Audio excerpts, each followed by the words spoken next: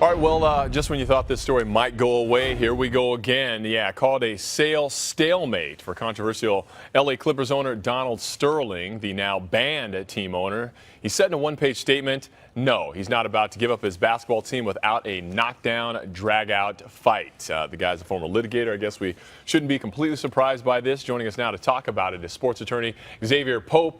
This story just seems to get stranger and stranger as we go along. It looked like the sale was complete, $2 billion. We can be done with this. Now Sterling stepping back in with his lawyer saying he wants to drag this out. How's this happening? How can he now come back into this and flip the switch? Well, John, it's obvious that he wasn't pretty much ready to sell. And his wife took upon herself to be part of the Sterling Family Trust, lead that sale. And it's just a matter of him seeing public opinion. And this guy maybe wants a little attention. You see, he was out with a couple of ladies last night. He goes to a black church last week.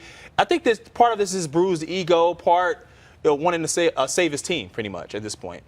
Does he have any shot at saving his team? Because the NBA is such an exclusive club. They have their own rules, their own regulations. Right. Does he even have a leg to stand on legally? Well, he's suing the wrong party. He needs to be suing the Sterling Family Trust, his wife, for how was he prescribed to be mentally incompetent? He needs to attack that avenue. The NBA, they canceled the hearing on Donald Sterling. Right, because they thought it was a done deal. They thought it was a done deal. So there was never a forced sale of the Clippers. So he's barking up the wrong tree at this point. Now let's talk about that. Steve Ballmer, the guy from Microsoft, right. He agreed to pay $2 billion for this. Pretty much thought he had a team.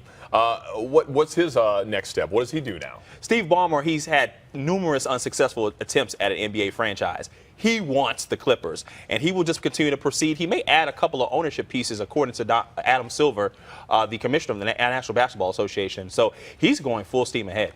And as far as Shelley Sterling, Donald Sterling's wife, as you said, she's the one that orchestrated this. Again, it looked like a lot of happy people.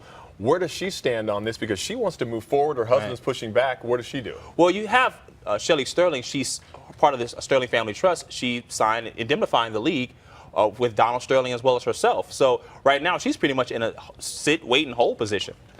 Would you say for Sterling at this point he really has any kind of grounds to make some noise? He's going to sue the league for $1 billion, wants to hang on to his team. That's not going to happen. He's not going to be able to keep his team. Is he just gumming up the works now, bitter old guy? Yeah, here's the deal. Donald Sterling could, through pretrial discovery, maybe see what other owners have said, maybe some other incendiary comments by other owners. Maybe he wants to expose what's going on behind the scenes, but maybe he's just a guy who's just bitter and wants to continue to drag this out.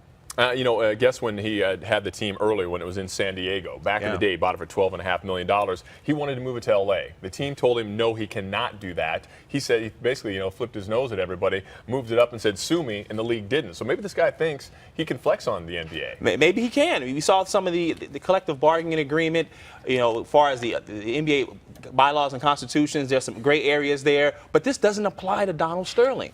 So he's suing the wrong party. So we'll see what happens as it develops. All right, good insight, man. Appreciate it. Thank you. Thanks a lot. We'll keep our eye. Exavier Pope. All right, coming up after the break, we got more right here on Good Day Chicago.